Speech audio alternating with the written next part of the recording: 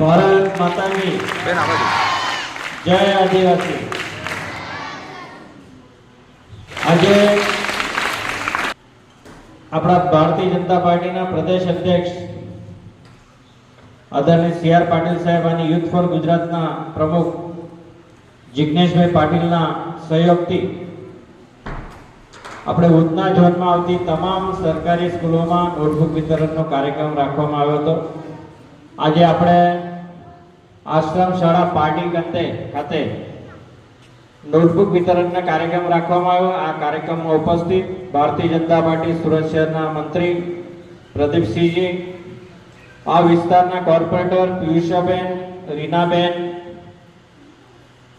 સૌ વોર્ડના પ્રમુખ દીપકભાઈ, ડાયસ પર બેસેલા સૌ ભારતીય જનતા પાર્ટીના આગેવાનો, સ્કૂલના આચાર્યશ્રીઓ, શિક્ષક મિત્રો, ભાઈઓ બહેનો અને વાલા બાળકો, આજે તમને અહીંયાથી નોટબુક વિતરણ કરવામાં આવનાર છે।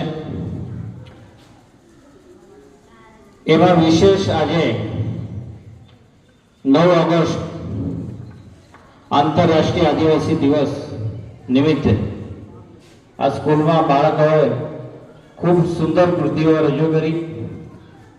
આ આદિવાસી સમાજના યોગદાનને યાદ કરીએ છીએ। આ દિવસ આપને એ વાત યાદ અપાવે છે કે આપણા દેશની આઝાદી માટે કેટલા બધા લોકોએ બલિદાન આપ્યા છે। હમણાં પેલા બાળકે કીધું ને કે આઝાદીમાં આદિવાસી સમાજનો પણ ખૂબ મોટો યોગદાન હતું।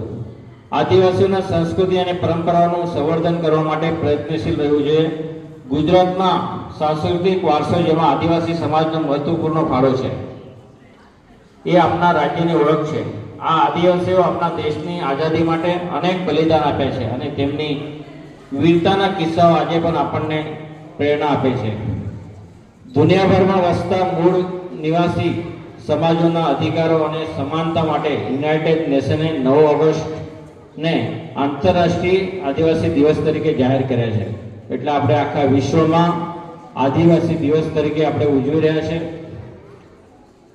આદિવાસી સમાજનું ખૂબ મોટું યોગદાન આ ભારતમાં પણ છે।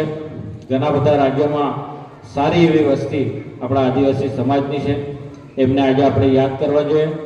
હું ફરી આચાર્યશ્રીને કહીશ કે આ સ્કૂલમાં કંઈ પણ જરૂર હશે તમે અમને ચોક્કસ યાદ કરજો, અમે તમારી સાથે છે। કેમ કે અમે અવારનવાર આ આશ્રમ શાળામાં આવીએ છીએ। જે બાળકો અહીંયા ભણે છે, આદિવાસી વિસ્તારમાંથી આવીને અહીંયા બાળક સારું શિક્ષણ લે છે। કેમ કે બાળકોના ચહેરા પરનો તેજ જ બતાવે છે કે શિક્ષકો સારી રીતે એમનું ધ્યાન રાખે છે।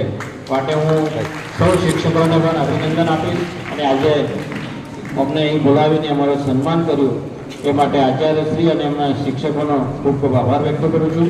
ભારત માતા કી જય, જય જય ગરુ ગુજરાત।